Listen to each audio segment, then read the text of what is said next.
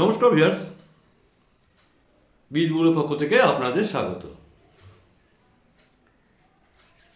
Viewers, আমরা ছোটবেলায় primary স্কুলে কি শিখেছিলাম মনে পড়েছে? আপনাদের মনে পড়ছে? মাস্টারমশাইরা শিখাতেন আমাদের বাঙালির প্রধান খাদ্য কি? মাছ ভাত। বাঙালিদের প্রধান খেলা কি? ফুটবল।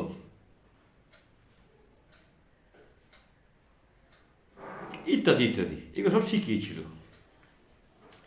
আমরা সেই শিখেছিলাম মাছ ভাত। বাঙালির পাতে একটু মাছ থাকলে যথেষ্ট। কিন্তু ভিউয়ার্স,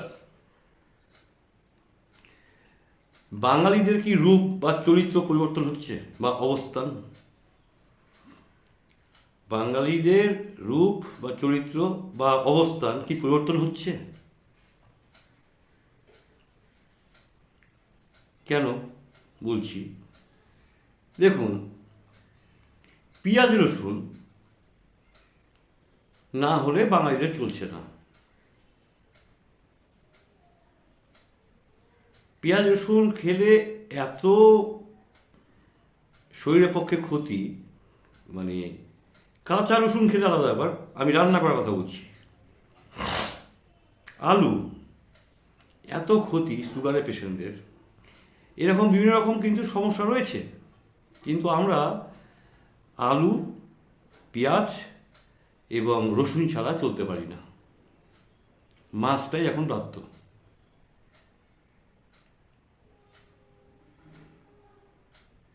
ভিউয়ার্স, আপনারা বলবেন যে মাছ খেতে গেলে তো পেঁয়াজ রসুন লাগে। কে বলেছে ভিউয়ার্স মাছ খেতে গেলে পেঁয়াজ রসুন লাগে? এই যে আলুর দাম বা পেঁয়াজের দাম বা রসুনের দাম বৃদ্ধি পাচ্ছে, কেন হচ্ছে আপনারা খোঁজ খবর রাখেন একটু? মানে যারা মাথার ঘাম পায়ে ফেলে চাষ করে উৎপন্ন করেছে, তারা কিন্তু দামটা পাচ্ছে না ভিউয়ার্স।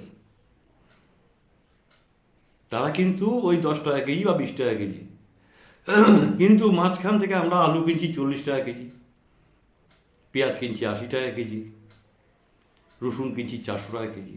এই যে মাঝখানের টাকাটা, হ্যাবক পরিমাণ একটা অ্যামাউন্ট, কোথায় যাচ্ছে? সরকার থেকে বিভিন্ন আধিকারিকরা আসছে, বিভিন্ন বাজারে ঝাঁপিয়ে পড়ছে দাম কন্ট্রোল করার জন্য। সম্ভব নয়। বিরাট মাথায় রাখতে হবে, জনগণের ঊর্ধ্বে কেউ নেই। জনগণের ঊর্ধ্বে যদি কেউ না থাকে, আমরা যদি সিদ্ধান্ত নিই যে আমরা সাময়িক এই আলু, পেঁয়াজ এবং রসুন খাবো না, সাময়িক, দেখেন খেলা শুরু হয়ে যাবে, সবাই পকেট করুন যে না, নিব না, আমরা খাবো না। ব্যবসায়ীরা অথই জলে পড়ে যাবে। কি হবে 6 মাস যদি আলু পেঁয়াজ না খাওয়া হয়? একটু মাছ ভাজা, একটু ডাল দিয়ে তো ভাত খাওয়া যায় পেঁয়াজ। আমি তো একদম মধ্যবিত্ত, মানে কি নিম্ন মধ্যবিত্ত ঘরের লোক। আমি তো ওই মাছ মাছ ভাজা একটু মসুরের ডাল হলেই আমি খুশি। কি দরকার বলুন তো? যে যেগুলো জিনিস খেলে শরীরের ক্ষতি হয়, বিভিন্ন রকম অসুখে আপনাকে অ্যাটাক করবে, সেই জিনিসগুলোতে অ্যাভয়েড করাই ভালো। আর তার উপরে হচ্ছে এই ফোরেদের একটা মর্মান্তিক ব্যবসার দৃশ্য।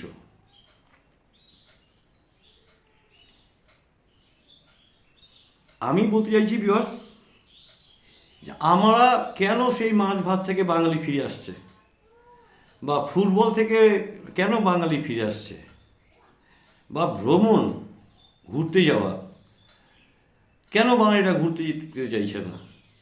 যাচ্ছে, অবশ্যই যাচ্ছে, কিন্তু দেখবেন পার্সেন্টেজ কমে গেছে। কেন? এদিকে অবস্থান বদল হচ্ছে।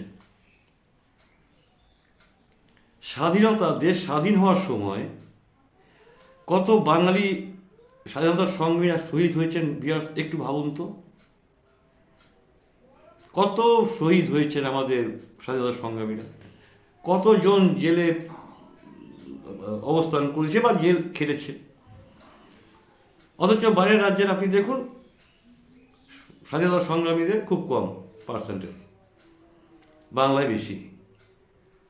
কিন্তু আমাদের চারিপাশে বর্তমান যা অবস্থা যা হচ্ছে, আমরা একদম ঘুমিয়ে গিয়েছি। আমরা কেন নিজেকে পরিবর্তন করে নিচ্ছি? আমাদের চেতনাবোধটা কেন আসছে না? কেন আমরা সব কিছুকে রাজনীতির সঙ্গে মিশিয়ে দিচ্ছি? রাজনীতি করছে করুক, কাজ সে যে দল রাজনীতি করছে করুক, করতে দিন। আমরা কেন রাজনীতির সঙ্গে সব কিছুকে মিশিয়ে দিচ্ছি? এটাই হচ্ছে আমার প্রশ্ন। সবাই এক হতে হবে, বিশেষ করে হিন্দুরা, এই সনাতনী হিন্দুরা এক হতে হবে।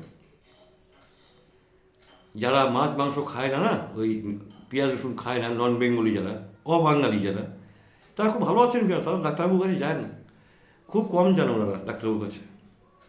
কিন্তু দেখুন আমাদের মধ্যে প্রতিদিন ডাক্তারবাবুর কাছে যেতে হয়।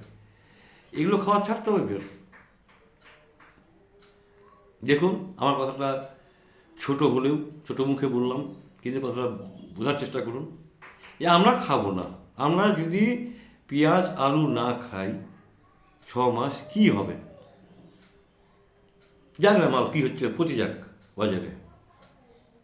কিন্তু আমরা না ফোনেদেরকে একটা সুযোগ করে দিচ্ছি যে না আমাদের পেঁয়াজ লাগবে, রসুন লাগবে, হুড়োহুড়ি মারামারি, এই পেঁয়াজের দাম আরও বাড়বে, নাও কি নাও, 1 কেজি জায়গায় 2 কেজি নাও। এই যে আমাদের চেতনাবোধের অভাব, যার জন্যই আজকে এই ফোরেরা অনেক কিছু করে ফেলছে যেটা আমরা বুঝতে পারছি না। 20 টাকা কেজি জিনিস 80 টাকা খাচ্ছি কেজি। বিহার সচেতন হন, সবাই একজোট হন। আমি বলবো এটা আখেরে আমাদেরই মঙ্গল হবে, আমরাই ভালো থাকবো। ইদানিং শুনছি 2-3 দিন থেকে যে না বাইরের দেশে বা বাইরের রাজ্যে মাল যাচ্ছে না, আলু পেঁয়াজ যাওয়া বন্ধ হয়েছে, তাহলে দাম কমবে ন্যাচারালি। কিন্তু সেটা তো এতদিন তো হলো, অনেক কিছু হলো তো পেঁয়াজ রসুন নিয়ে বা আলু নিয়ে। যাই হোক ভিউয়ার্স, আজ এই পর্যন্ত রাখলাম। সবাই ভালো থাকবেন। আমি চাই সবাই সুস্থ থাকুন, ভালো থাকুন, এটা আমি সবসময় চাইব। আর একটু চোখ কান খোলা রাখুন, বাজারে খাবো না, আমরা সবজি খাবো, মাছ খাবো, সব ঠিক আছে। সবাই ভালো থাকবেন।